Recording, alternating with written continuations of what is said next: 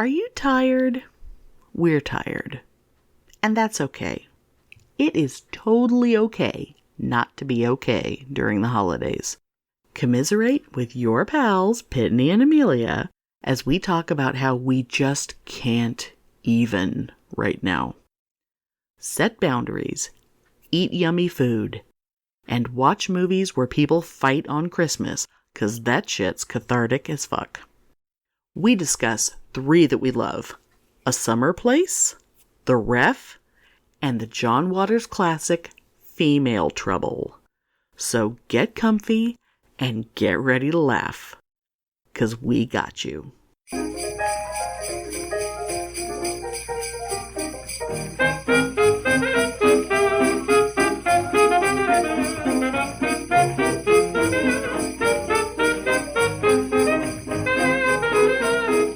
Welcome to Pitney and Amelia's Bitchin' Boutique! We may be awful, But we're right!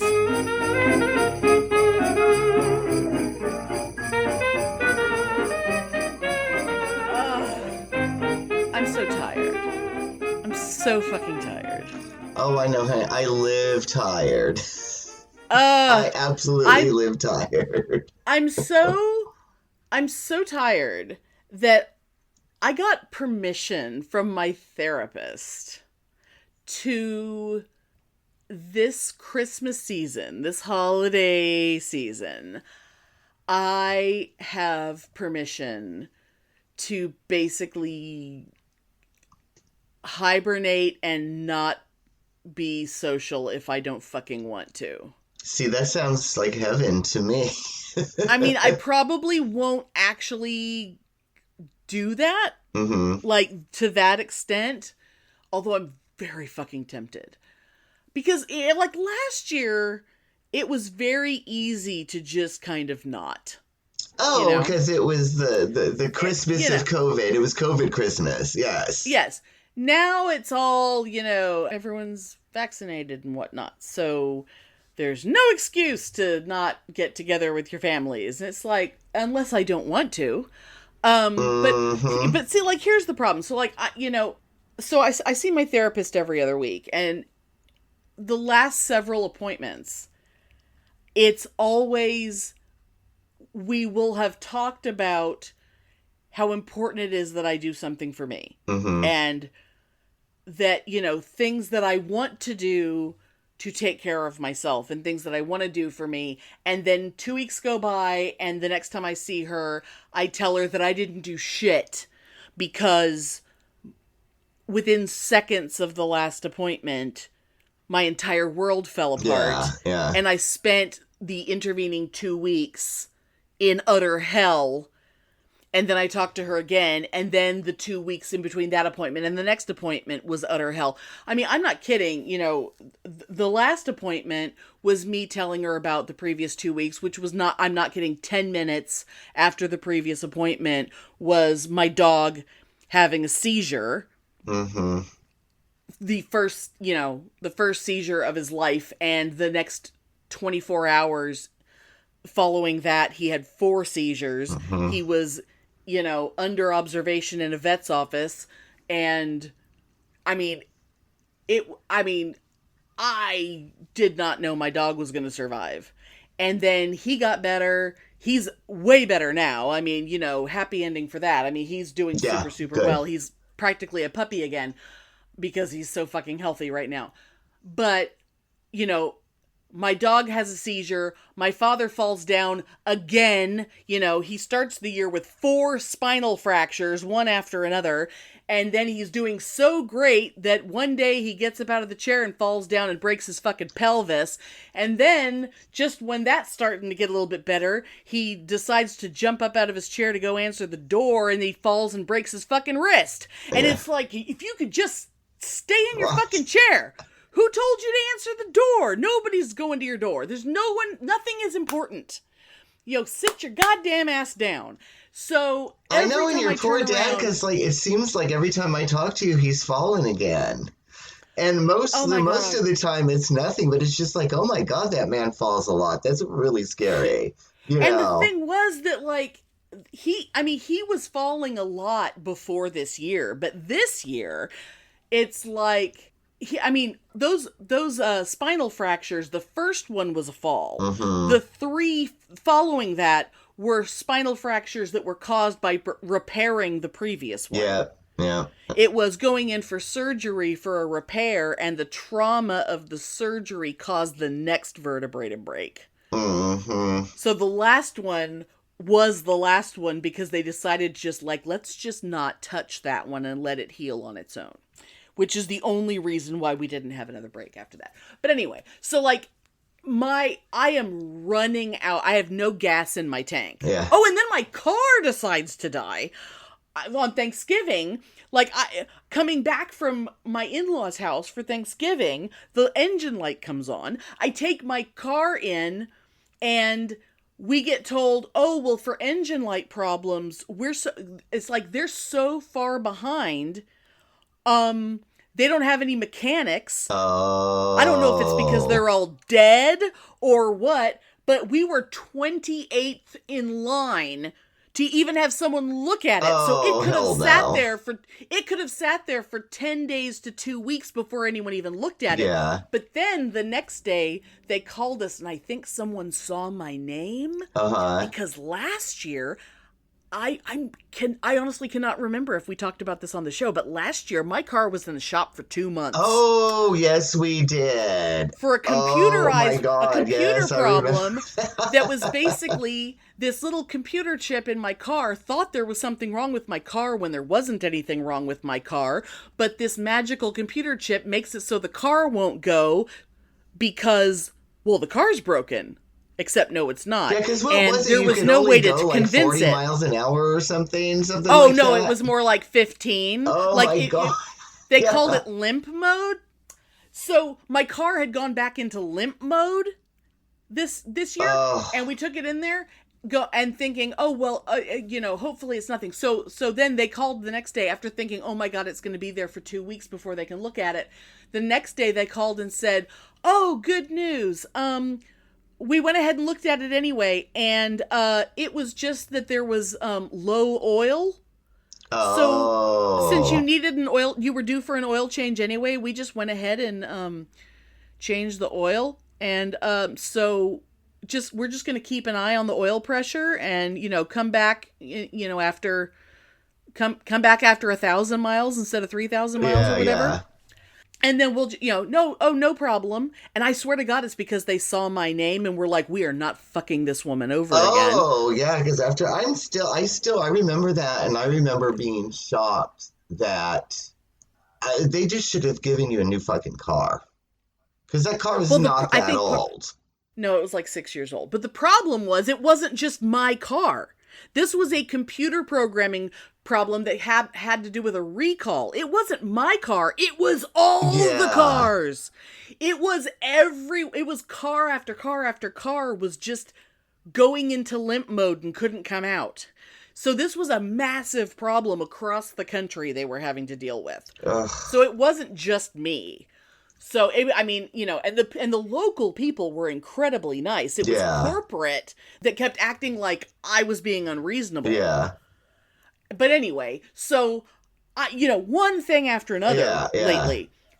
And so my therapist is like, because I told her, I said, I am down to like fumes in my personal tank. Mm-hmm.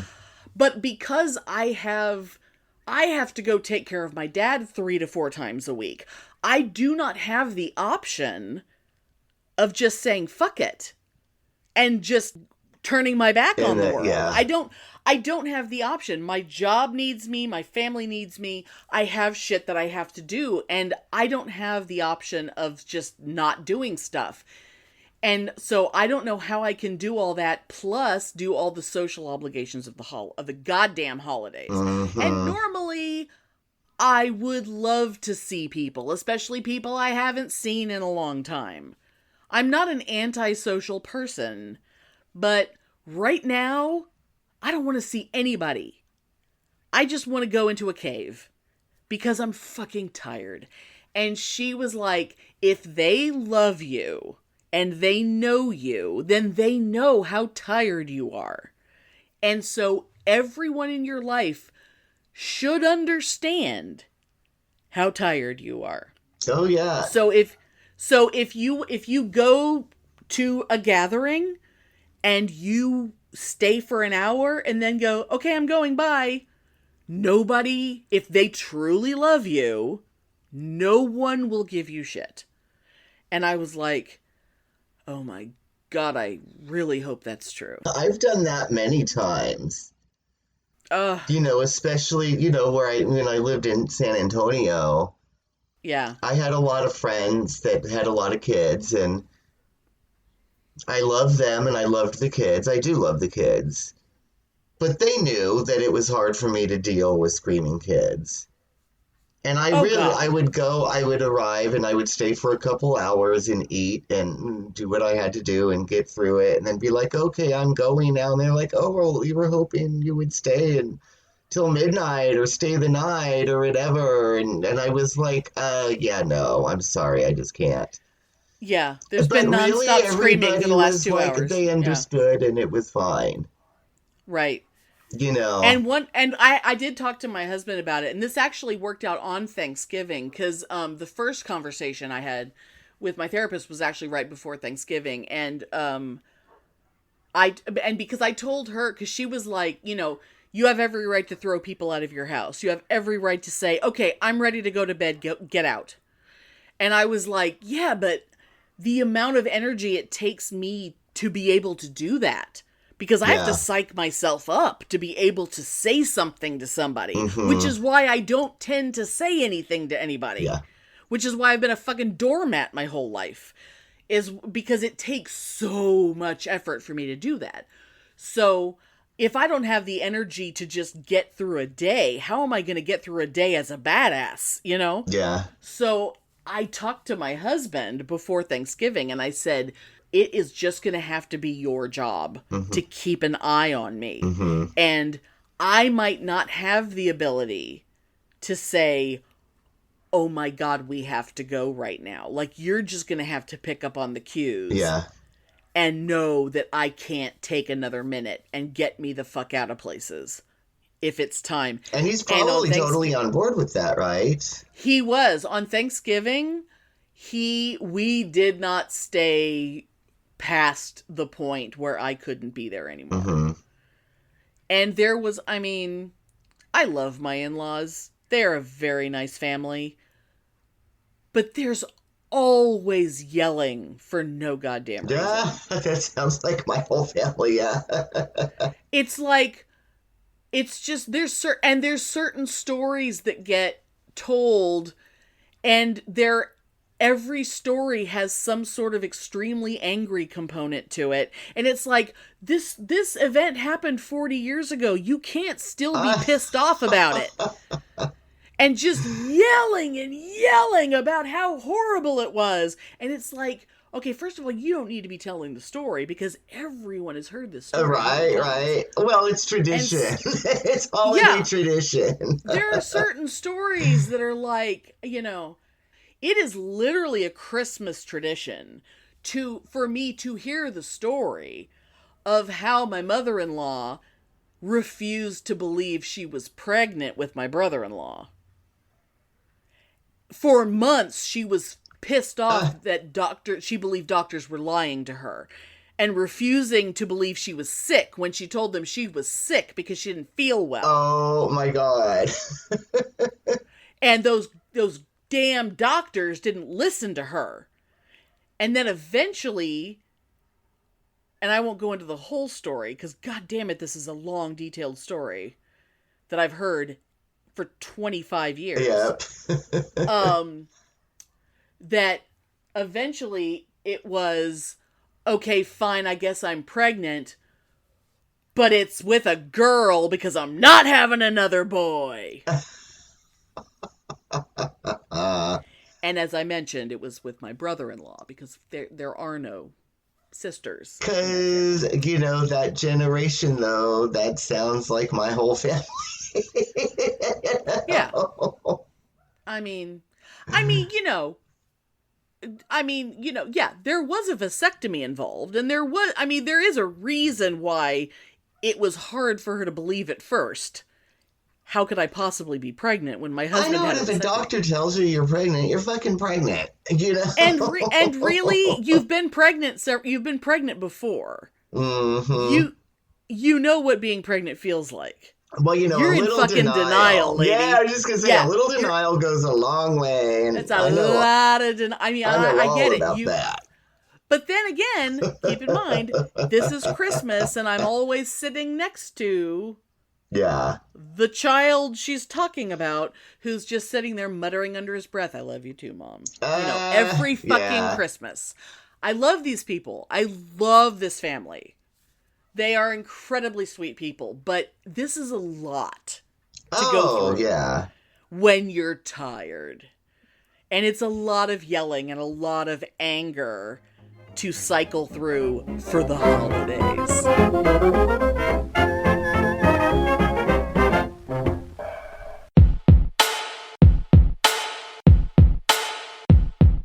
The Bitchin' Boutique. Yes. I think we need to give them a thing, Spike. We can give them a drop that they can play on their Yes, show. I think we've got to find some time and get time to do that. Right now. I think we should do it right now. Look, I'll show you how easy it is, Spike. Watch this. I'm just going to do it live. Okay, do it live. Like that bloke screams. I'm just going to do it live. Watch this. Hi, this is Dr. Dan from the Two Skeptical... I can't do it now. Look, I can't speak. Too much pressure. I'll try again. Take 52. Hi, this is Dr. Dan from the Two Skeptical Chaps podcast, and you are listening to the most bitchin' boutique. See? That was easy, wasn't it? Okay. They could send us one, we could play it as. Yeah. Right, you do it. Yeah. Right, What do you want me to say? Whatever comes to mind. Hi, this is Spike from the Two Skeptical Chaps podcast, who ain't no bitch, but you're listening to the Bitchin' Boutique. Oh, that was good. I hope they use that. Let's see if they cut it and put it in their next show. Diplomatic community.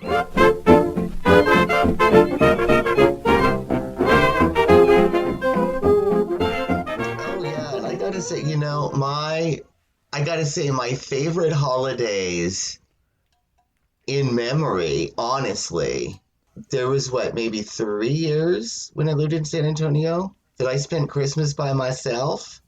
Yeah. And a couple years where I spent Thanksgiving by myself. And those are honestly my favorite holidays ever because I didn't want to deal with people. I wanted to spend a day by myself. I wanted to have a special holiday to spend by myself, and I was not lonely. I was not depressed. I felt empowered. Because you were doing what you wanted. I was doing what I wanted, and I was like, I don't want to see people. I don't want to see children. I don't want to have to deal with sitting at a big table and listening to people talk. Yeah.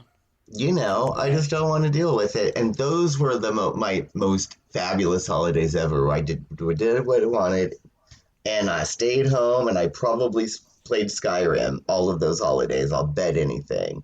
Oh, I'm sure you did. I'm sure I did. I'm sure you did. And I loved it. So yeah, more power to you to not. If you don't want to do anything, don't fucking do it.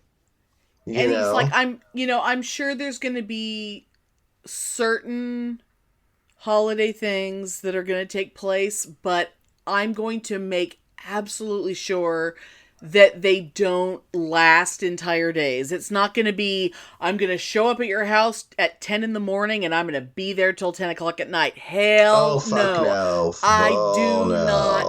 I don't have the spoons for that. I cannot do it. How about you get there at 3 and you leave to go home by 7? Maybe. Of course, now it's really nice to have a dog that has, potentially has seizures because we're not leaving him alone right now. I mean, we took him with us on Thanksgiving and it was actually really nice. He was very well behaved. I think the phenobarbital has given him a slightly different personality. He didn't go completely crazy until their cat decided to walk very slowly right up to his face. And it wasn't until they were really close together that he completely lost his shit. And from that moment on, he wasn't a good boy. Well, he was fine, but he was very barky. But he was not barky up until that point. It was actually incredibly cute. I'm shocked that it took that because your dog is so barky. He must have been really agitated for him Oh my God. to last that long before reacting. I mean, God, who knew phenobarbital could have been the thing that could have made him a well-behaved dog his whole life. Although I will say this, Valium, he's really weird on Valium. Hey, there's something to be said for barbiturates, you know? First his legs didn't work. Like, he wanted to just keep walking and pacing around the house, but his legs didn't really work at first. Like, he didn't want me to hold him, but he didn't want to go to sleep. He sure as fuck didn't want to go to sleep. But so I just sort of let him pace, but his legs were all like spaghetti. And then, but both of my brother-in-laws were in the house, and he wasn't barking at them because he was too busy being stoned on Valium. And he was just walking. So, yeah. He was... Oh, yeah, when Rob came to the door, knocked on the door, Spike didn't even care.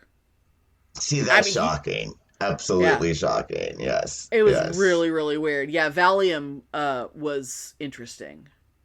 But yeah. And there's nothing more traditional at Christmas time either than Valium. That is, I gotta say, there is one thing. I have all this extra little tiny pills of Valium now that my dog, they're there for my dog. And it's like, oh God, you know how hard it is for me to not take Valium that's sitting right there. You know, Valium, Quaalude. So hard.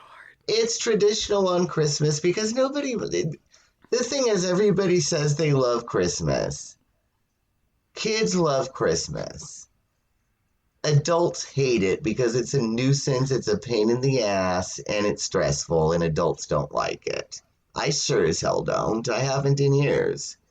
No, I love lots of things about Christmas, but I like the decoration. I just don't like the celebration.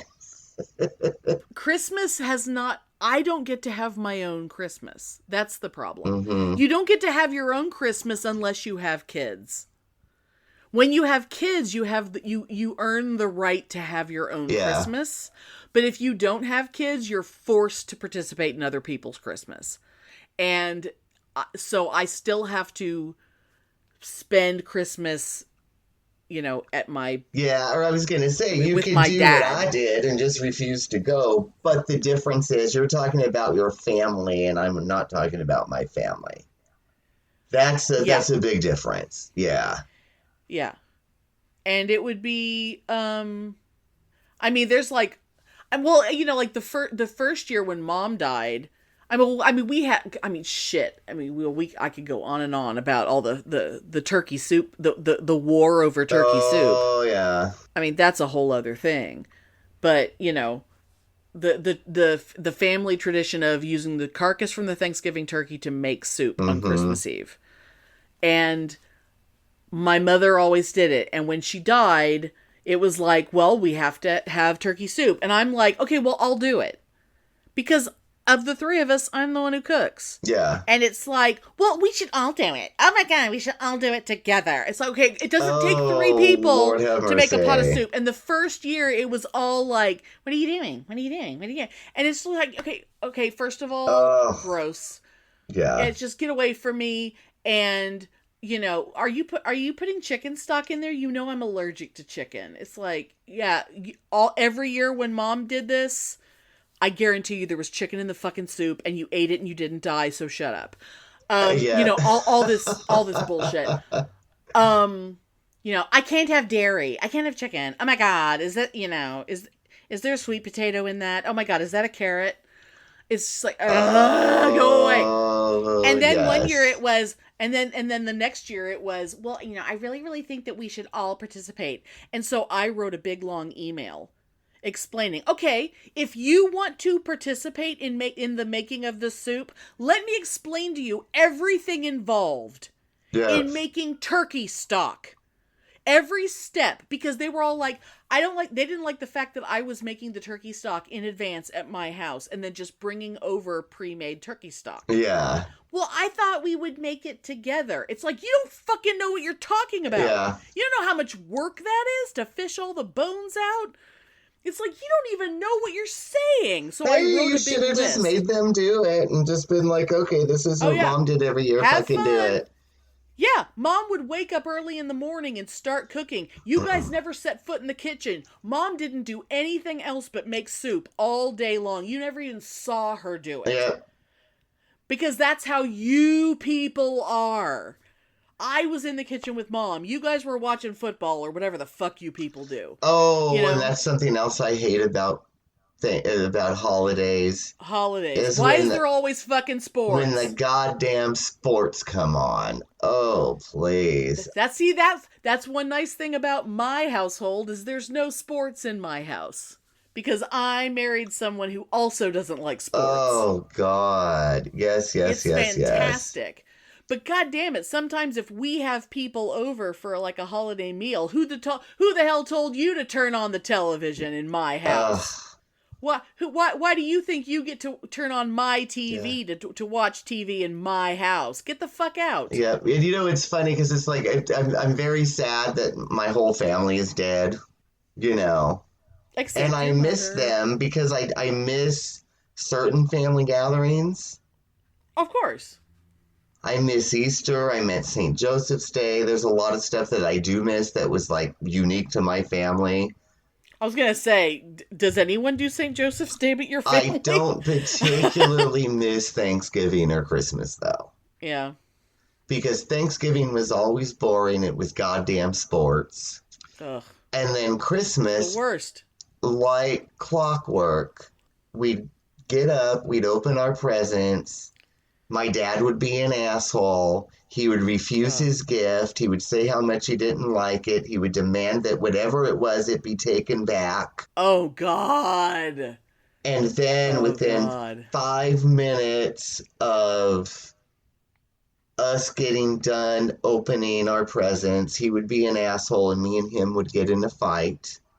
And then I'd be in my room crying, waiting till me and Mom left to go to my aunt's house. Oh, my God. That was every fucking Christmas. And then the last Christmas I spent in San Jose involved my mom being the passive-aggressive, hot-headed Sicilian that she is.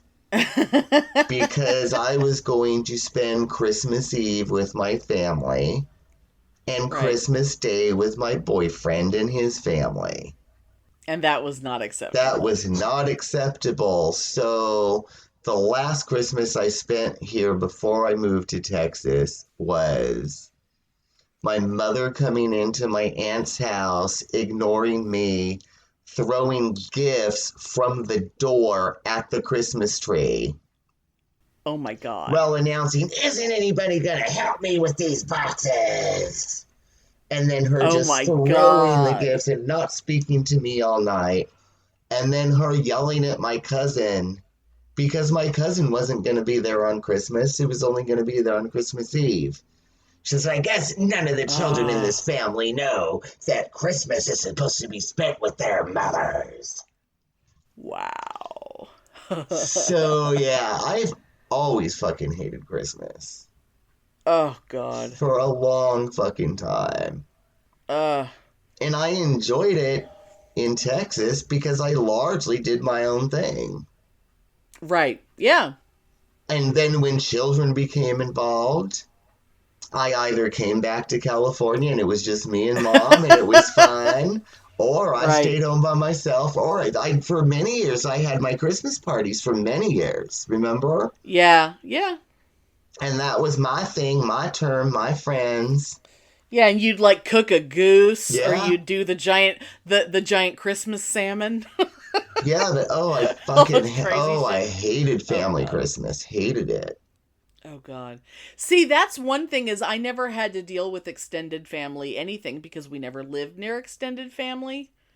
So our family thing was always, well, that's actually one thing was that our family Christmas Eve, all the activity, once we weren't kids anymore, Christmas Day wasn't even a thing anymore. Once Santa stopped coming, Christmas Day didn't matter anymore. So that divided up. Like Christmas Day, I became free. But by the time I met my husband, it's like, okay, well, Christmas Day meant his family. Yeah. But frankly, I enjoy Christmas Day a lot more than spending Christmas Eve with my family. Oh, but then I do remember, like, in high school, for some reason, Christmas shifted to my house, and I hated that more. Well, it just adds the pressure of now you have to clean your whole house, and now you have and to, then, the imposition of that now they're in your space. And the asshole would be home. Right. And we'd fight in the morning, and then he would hide in the back room and not talk with the family, which created tension. Right. I mean, it was just, I hated family Christmas. Fucking hated it. So I totally am on board with you being stressed out and wanting to do your own thing. You know? And see, and the thing is, it's like I'm stressed out whether or not it's Christmas, but the fact that Christmas is looming is like this dread, this future black cloud of dread that it shouldn't be that, but it just fucking is, and they're gonna have to deal with it. I have no idea what the next month is going to bring. You could just tell your husband, it's still 3 weeks away from when we're recording this. You could just tell your husband, I want to stay home, just you and me. We're not doing anything this year. We're going to watch movies that we want. We're going to eat what we want. And we can call everybody on the phone and say Merry Christmas. If you want to do that, you could. There's still time. Well, of course. But I also want to go deliver presents to my niece. I want to go see my niece. Yeah, okay. I haven't seen my niece in months. Well, just go play Santa, visit for a little bit. I haven't seen her since her birthday. And then come home and eat with your husband and watch Lord of the Rings. And that would be fabulous. I definitely have already decided that he and I are going to have a nice dinner, that that we're going to cook a nice dinner, just the two of us. Oh, good. We're going to have, we're going to have good food. We're going to have, now see, I don't know if you could see that. That's the other thing that's stressing me out right now. My fucking house is infested with pantry moths. Oh, you told me about which that. Are apparently a thing. This motherfucker is flying around my head. Too. I've never even heard of that before. I hadn't either until I looked him up. There is just nothing. I just want everyone to just pretend, just imagine yourself sitting at your kitchen table. And you feel something fall on your head. And you go, God, that's weird. What's that? And you look up and you see caterpillars on the ceiling over your head. Oh, girl, no. That no matter how clean your house is, get off me. These motherfucking, I swear to God, I thought I took care of the infestation, but I think we just had a new hatching. Because I did a massive amount of cleaning in the pantry, taking everything off of shelves and wiping the shelves down with vinegar. But the thing is, I can't reach all the shelves. And I'll just say, look, I love my husband. He was supposed to clean the top shelf because he's the only one who can reach it. He didn't do that. And now you have a new hatching. Now there's a new hatching. Everything was fine. Everything was under control. We had a couple of days where there was like maybe 2 moths in the house for like 2 days. All of a sudden, they're fucking... I'm upstairs. I'm not even anywhere near... I'm as far away from my kitchen as I can be right now. And there is a goddamn moth that is flying around my head right now. Oh my God. I'm so skeeved out. Oh my God. Well, Merry fucking Christmas, girl. God damn it. See, I can't win. I can't fucking win. The year of self-care.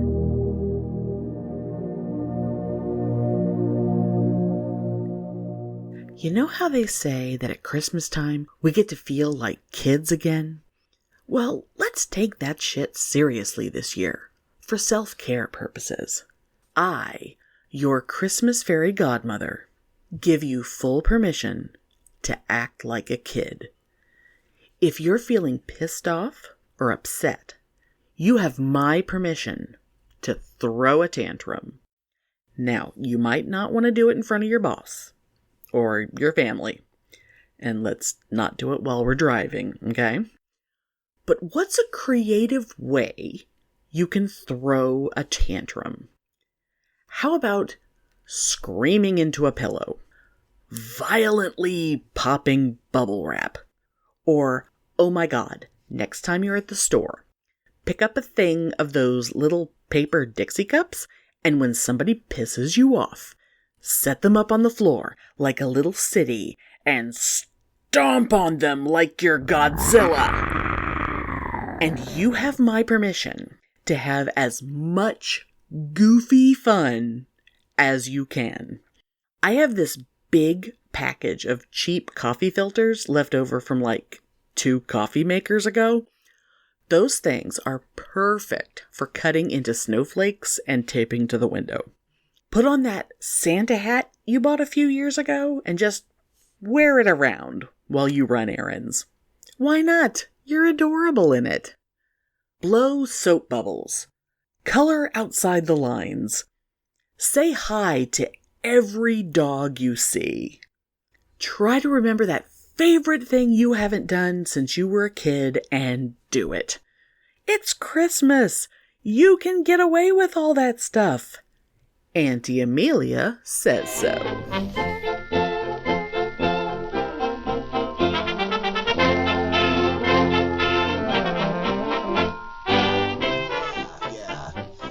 Now that we're talking about, things that have happened to us on Christmas and things that we didn't like and fighting and stress and blah, blah, blah.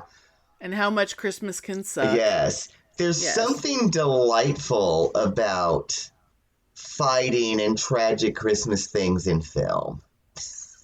Yeah, when it's not happening to you, it's fantastic. It is so delightful and wonderful, and it just makes me scream in ecstasy every time I see a movie and there's fighting on Christmas, or there's a mother crying, or, it just makes me so happy.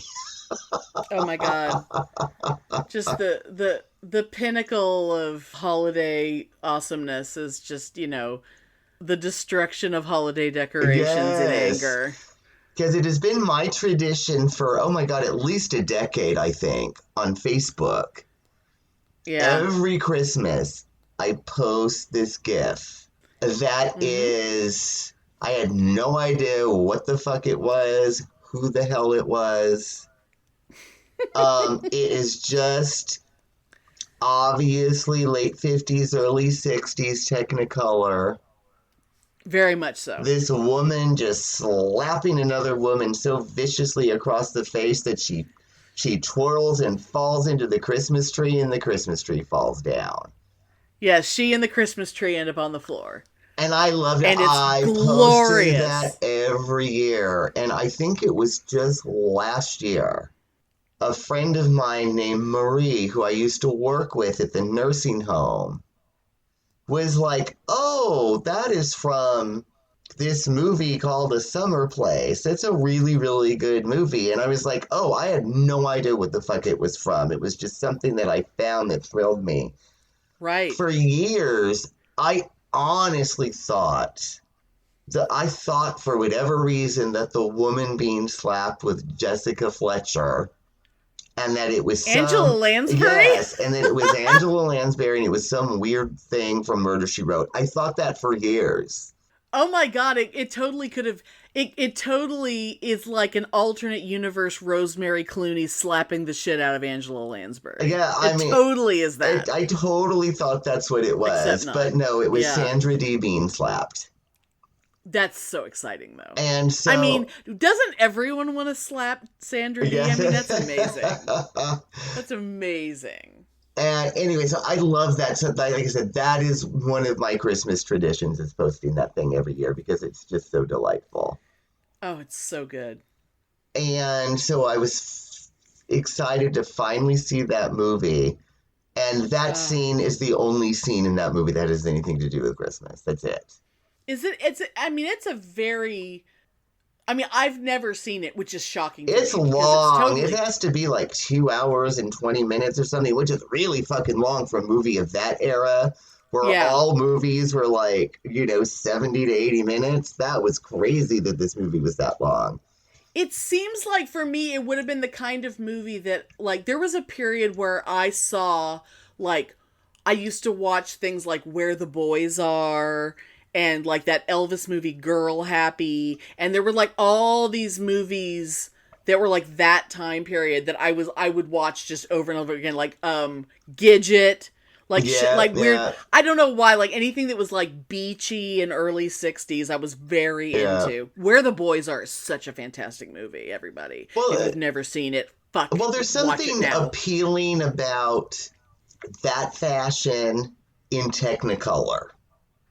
Oh, God, it's so amazing. Because if it's black and white, I don't give a fuck about it. But that fashion in Technicolor, oh my God.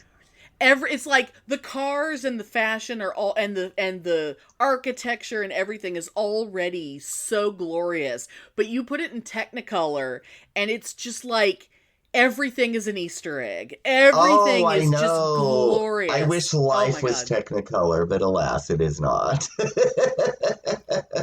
You know, it's like that. Oh, now I've forgotten the name of the movie that clip that we love so much about the bright red phone, a kitchen phone. Oh, yeah. The movie about the couple that writes jingles. Yes, whatever the fuck that was. Yes. Yeah. That totally, it totally looks like it could be from the same movie. Oh, God, yes. Because that is also glorious Technicolor. But anyway, so I watched this movie. I thought it was going to be more Christmassy just because of that thing, because that's, what I knew from it. So that scene, it just happens to be at Christmas? Yeah, it starts in the summer and it follows these people's lives for, I don't know, through the spring maybe, or through a year, something like that. Oh, like looping back around to summer? Yeah. Okay. But this movie is fabulous. It has everything I love in a movie. It has bad marriages. Oh. It has adultery. It has teenage sex. Oh my God. It has angry women making irrational demands during a divorce. Oh my God. Oh my God. It is everything that I love a movie to be. Oh. And I remember Marie saying, "Oh, it's a really good movie and it's such a good story and blah, blah, blah." And I didn't know what I expected.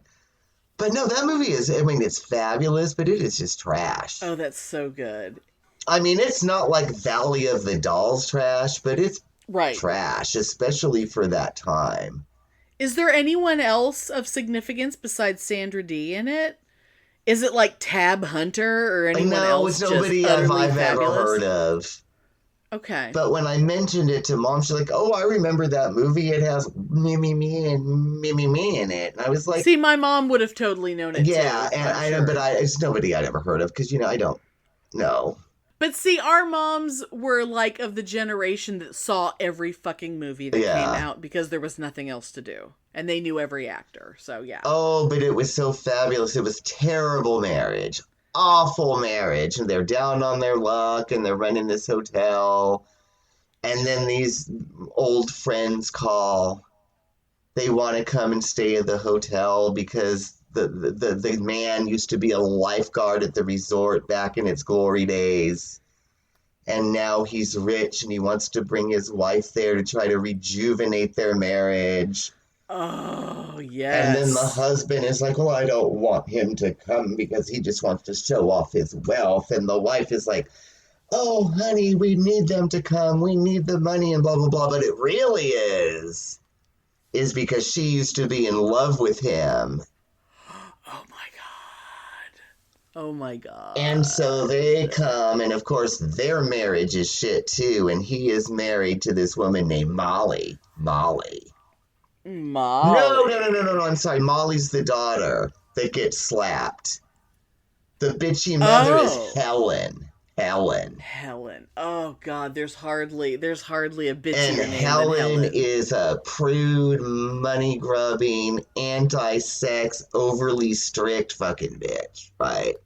Of course she is. Her name is Helen. Sleeping in separate bedrooms, anti-sex bitch, right? So anyway, Ken and Sylvia resume their affair from decades before. And Helen finds out and has a tantrum and blurts it to the police after she calls the police on her daughter because her daughter was going with their son, was going with the other couple's son on a boat ride, but there was a storm, it capsized, and they got stuck on an island, and the Coast Guard had to rescue them, and Helen was sure they fornicated. Oh my God, the scandal. Even though they didn't. The scandal. And this bitch Helen, I'm not going to tell every detail, but this is also so my fabulous, God, it's right? so good. So I'm this riveted. bitch Helen was so convinced that her daughter is such a whore that she hired a doctor to come and forcibly check her to make to check sure she was virginity? still a virgin, and she was still a virgin. Oh my God, this movie's amazing. So the daughter runs away, and then the boyfriend threatens to kill the mother for calling the doctor. And then they start having an affair in earnest, and then teenage pregnancy happens. Oh my God. It's fabulous. Oh my God. And in the midst of all of this, Helen, mainly because she's jealous, because, this other woman is banging her husband that she won't bang anyway.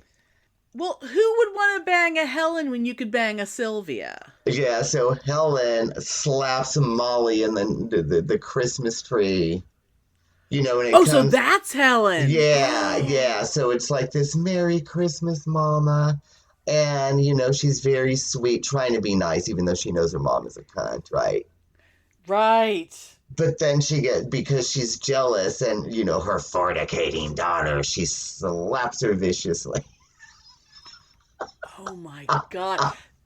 There's so much nuance in that moment now. There's so much more to it. Oh, it's my God. So fabulous. And then, of course, at the end, Sylvia and Ken are together, and then I forgot the alcoholic husband that's Sylvia's husband. I think his name is Bart or Bert.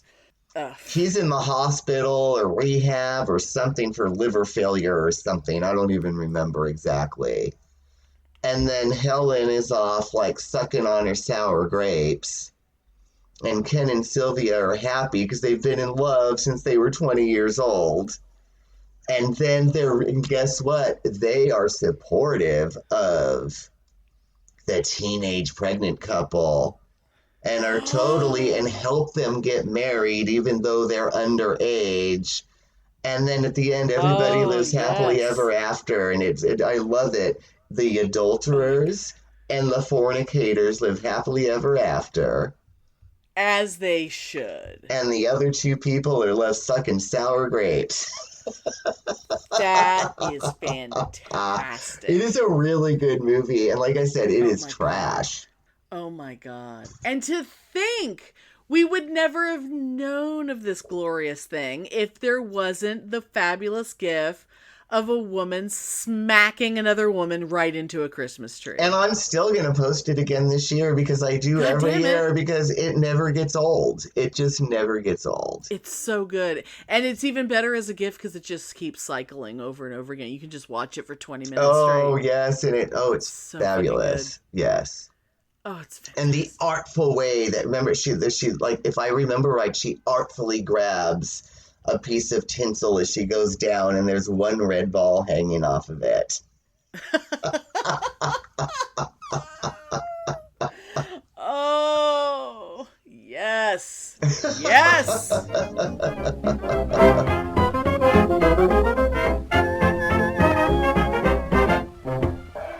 The following is brought to you courtesy of the No Phony Podcast Network, home of independent awesomeness.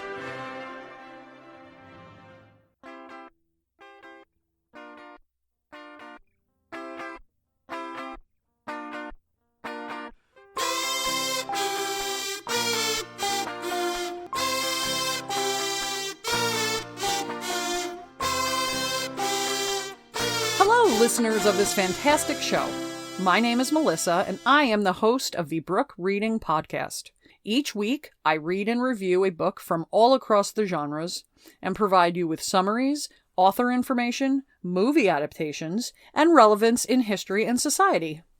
I also meet and interview new authors and review their works as well. Many times, though, I go off on tangents, make up a brand new segment, or rant about something that's currently pissing me off. You can listen to Brook Reading on all of the podcatchers, and don't forget to visit www.brookreadingpodcast.com for expanded information, as well as all of the social medias.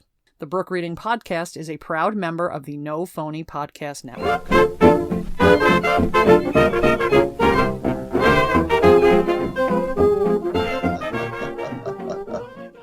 Oh my God. So I heard you have a Christmas movie involving fabulous family fighting, too. I have a movie that I am amazed you have not seen, although I really shouldn't be surprised because, well, like anything, we've only seen the movies we've seen. Yeah. We really shouldn't expect people have seen things. But there's a movie that, I mean, every so often I find people that have seen it and they're always like, oh my God, yes, that movie's so great. But the only problem with this movie is that it has the taint of having Kevin Spacey in it. But the movie is so fucking great that I don't fucking care. And it's been enough time that I can still enjoy it because I watched it again the other night. And oh yeah, I mean, it's still one of my favorite Christmas movies, and that is The Ref. It doesn't seem like it would be a Christmas movie. It's just one of those movies that just happens to take place on Christmas. Yeah. And it's basically about a couple that can't stop fighting. Fabulous. It literally starts with them in their couples counseling, being horrible with each other, and the adorable B.D. Wong playing, as always, playing a Dr. Wong, as he always is, and, yelling at each other and yelling at him, and he's, and it's so festive. Oh, how while it's, fabulous. while it's snowing outside and there's carolers in this quaint little, kind of New England town and whatever. And meanwhile, Dennis Leary is a jewel thief, and he has tippy-toed into this, New England town to break into like this millionaire's house to steal, to break into his safe and steal a bunch of jewelry. Well, he accidentally trips an alarm system, and his getaway driver freaks out and drives off and leaves him there. So he ends up, kind of like Plan B, ends up taking the bitchy married couple hostage in a gas station so that so that he can just get the fuck out of there and be in someone's house until he can figure out what to do. Not realizing, he's thinking he's just gonna take this woman hostage and just gonna hang on for a minute, get hold of his friend and get the fuck out. Yeah. Not realizing that he just took this horrible couple hostage that cannot stop fighting for 10 seconds. And he gets them to their house, and it turns out that their family is on their way to their house for Christmas Eve dinner. Oh. And that includes the husband's brother and his awful wife and their 2 children, and the mother-in-law, who is one of the most awful old ladies, and she's rich and she's just horrible. And well, I'll try, I can't go into the whole story, but let's just say they end up, just because of timing and whatever. Oh, and their son comes home from boarding school, and their son is a little juvenile delinquent who has been running a blackmail ring. Ooh, fabulous. He's been blackmailing the head of the military school, J.K. Simmons' first movie, by the way. Oh, J.K. Simmons. Was it for illicit sexual activity? Yes, Ooh, yes. fabulous. He had a bunch of very delightful photographs of him, and we're not really sure who the other people were, but that that his wife and children would be very interested. Oh, in I hope seeing. I hope it's underage co-eds.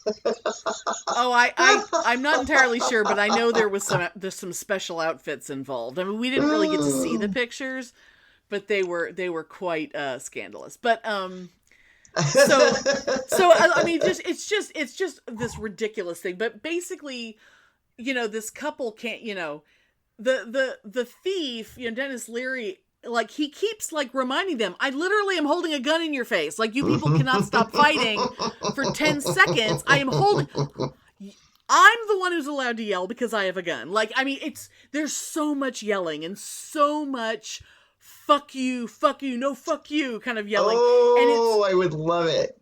And but what's amazing is that when it's, oh shit, the family's here, they're at the door, oh my God, now we're gonna pretend like the jewel thief is their therapist. Oh my, well, as you do, of course. Because we have to explain the presence of this other person in the house. And it's basically, you're going to pretend that I'm supposed to be here and we're going to do this. Or, like, I've tied up your kid. Your kid is tied up in the closet upstairs. And if you don't pretend like I'm supposed to be here, I'm taking your kid with me when I go. Oh, it's basically, know. And meanwhile, like, the wife is getting drunker and drunker, and like, because they just can't stop fighting. And she has prepared this ridiculously elaborate meal, and she's making, you ever hear about Saint Lucia? It's like this weird Swedish thing where, like, these rings of candles that you wear on your head. Oh, Lucia wreaths. Yeah. I remember one year we talked about, like, just ridiculous stuff like that. So she's like forcing them to all wear Lucia wreaths as she tells the story about Saint Lucia, who was martyred, and they burned her at the stake, but she would not burn because her faith was so strong, and blah blah blah. Oh, eat up, everybody, and and the couple is like trying to pretend like everything's normal, even though, this guy is sitting there like pretending to be their therapist. And the mother-in-law is just being the biggest cunt ever. And she keeps asking, are they the worst couple are they the craziest, most awful people you've ever? And so what about Caroline's adultery? And it's like, so she's not good enough for my son and all this and they're all just like, oh my God, will you just shut the fuck up? Oh, how fabulous. And the reason why I bring it up, because of course, this all comes down to destruction of a Christmas tree. Eventually we get to a point where, okay, let's all go in there and open presents, and we're forcing, and Christine Baranski, who I love, is the brother-in-law's wife, and she's just yelling and obnoxious and horrible and won't stop smacking her kid, and eventually he's just like, you hit that kid one more time, I'm gonna beat the shit out of you. I mean, it's like, just so much yelling. They're all, and it's like, and the couple basically announces that they're getting a divorce in front of everyone. Fabulous. And they start having this discussion in front of the whole family. All of a sudden, they're like being really honest with each other, like in a way that they couldn't be in therapy. I mean, it's because it's a movie. But basically, they're having this huge fight. Why? Because of the divorce announcement? Yeah, because like it's catalyst. Yeah, it's like, hey, as long as we're being fucking honest, let's talk about what's wrong with our marriage. As long as we're fucking talking, let's do it. Let's do it in front of everybody. And one of my favorite moments, and I know you would love this, is when the mother-in-law is it's like, she's just so thrilled to hear they're getting a divorce because she hates the wife. Mm-hmm. And she's just like, what does any of this matter now? You're getting a divorce. And Kevin Spacey walks over and leans down and goes, Mother, could you possibly shut the fuck up for like 10 seconds? Oh, how And then fabulous. she's like, how dare you? How dare you think you talk to me like that in my own house? And he goes, you know what? You know what I'm going to get you next year for Christmas?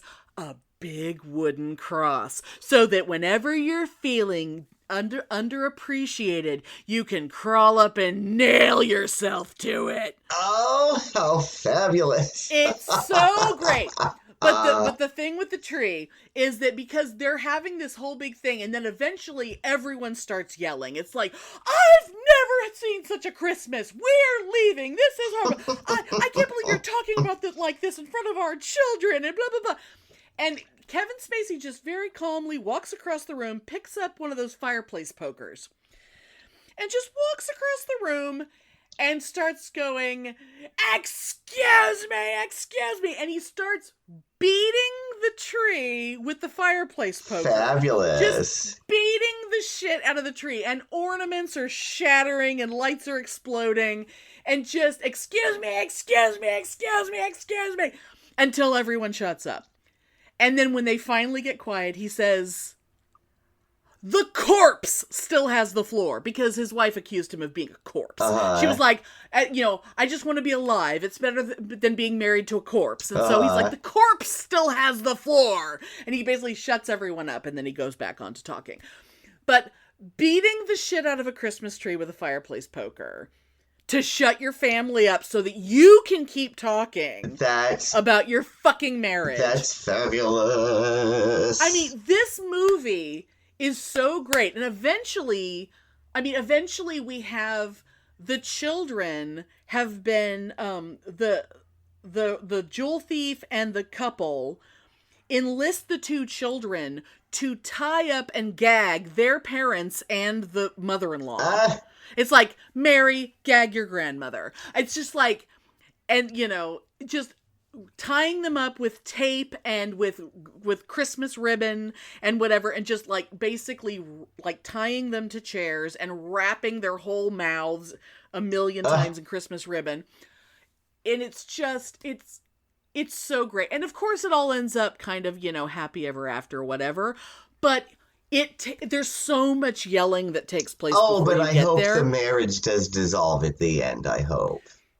Well, they do eventually realize that they haven't really been talking. So, I mean, there's no guarantee that they're gonna stay together, but they do kind of recognize that they don't really hate each other.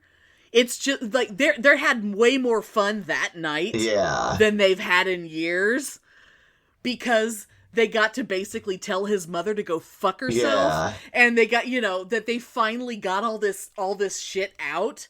And so, it's not necessarily that their family is gonna be great, but at least they're fucking talking, so there's like a chance.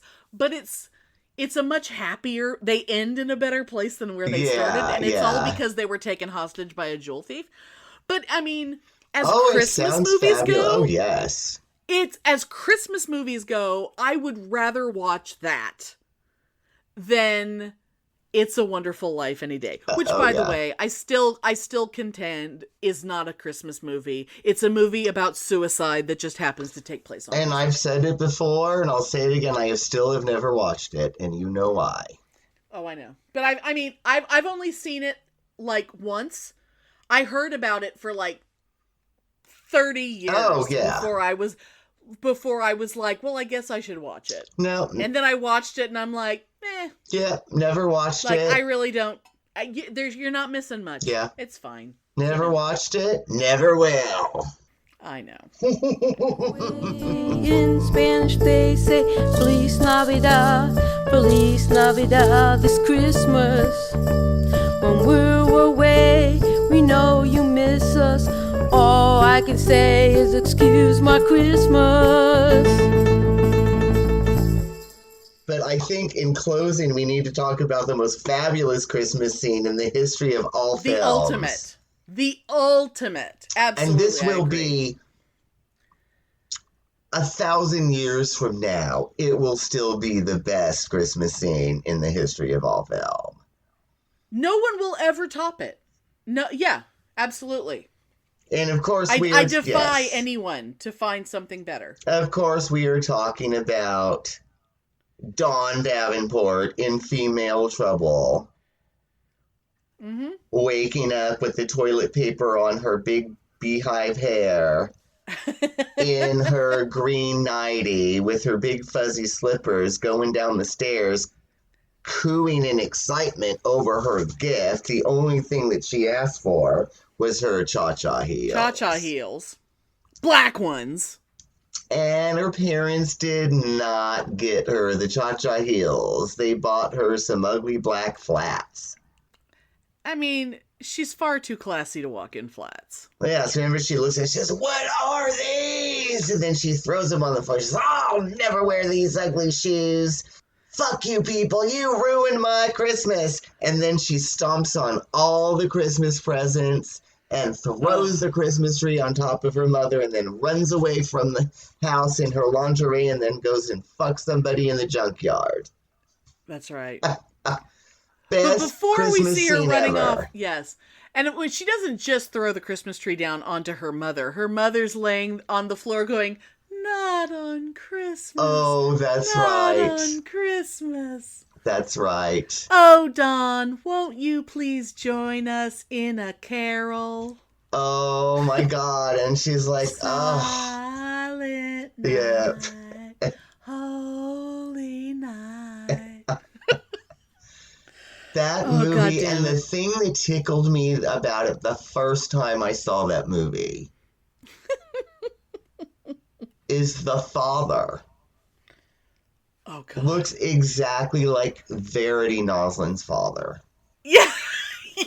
Yes, he does. Who I actually He's really love, who I'm actually very, very fond of.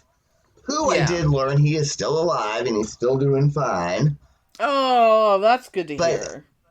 Dawn Davenport's father looks exactly like... Mr. Noslin. Yes. Mr. Noslin. Do you think Dawn's dad ever asked her if she remembered to put on her deodorant? Oh, God, I hope so. Don't forget your deodorant. Oh my God. There's not, but you know, one of my favorite things about Dawn running off into the Christmas morning, as she's running crying off into the world, is that in her little night, even though it's fucking freezing because it's Baltimore. Yeah, with those goddamn blue fuzzy slippers. Yes. Is that the sort of non-specific Christmas song that's playing, that I don't even know if it's a real song. Like, I don't even know what it is. I just remember it's "Have a merry, merry, merry, merry Christmas, and a happy holiday, Merry Christmas." It's just, it has to be some horrible song from the 60s. It's very generic. That John Waters somehow remembered from when he was a kid and thought it was horrible. Or from the 50s, probably. Very cheesy, yeah. It's something that cost nothing. Yeah. Yeah. It's glorious. Yeah, if you listen to our show and you haven't seen Female Trouble, I mean, that's something you really need to get on. I mean, I know we say that a lot, but yeah, you're going to get a lot more of the jokes of this show if you've seen Female Trouble. Yeah, but I just remember the very beginning of that scene, she's still in bed. And her mother says something like, "Dawn, come open your presents," or something like that. And I remember, she gets up and she's like, "Oh, Christ, I'm coming. My parents better get me them cha-cha heels." I asked and I better get. No, that's what she said in school the day before, right? Yes. "My parents are going to be real sorry if I don't get them cha-cha heels I asked for. And I asked and I better get." As she says to her friends, Chiclet and Conchetta? Chiclet and Conchetta. It's like, I never get enough Christmas presents. Everybody in my family is so damn cheap. And the other one says, "I'm going to just open all of mine and take them back and get the money for them." You can do that, you know. Classic Christmas. Yes. Amen. That's what Christmas is all about, folks. Yep, fighting with your family. And then running off into the cold morning and fucking in a junkyard. Oh, God. Merry fucking Christmas, everyone. Oh, my God. It's, you know, make your Christmas, make something good of it. You know, whatever it turns out to be. Have the Christmas you want to have. Even if it means running screaming out the house and going and fucking some stranger. You know, whatever makes it better. Go do that.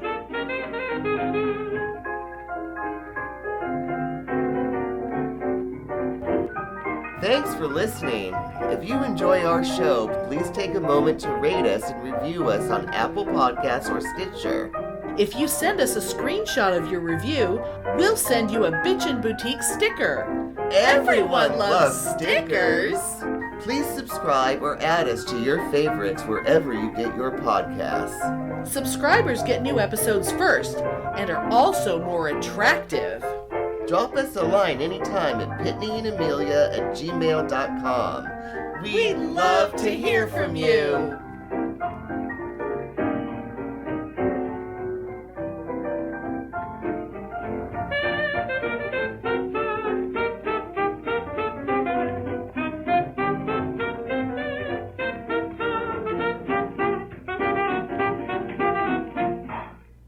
Hey, the happiest memories of my life involve fucking strangers. It is better when you don't know their names and they don't talk. They do ruin it sometimes by the talking. That's the wholesome holiday content you guys tune in for. Yep. Have a merry, merry, merry, merry Christmas. Merry Christmas.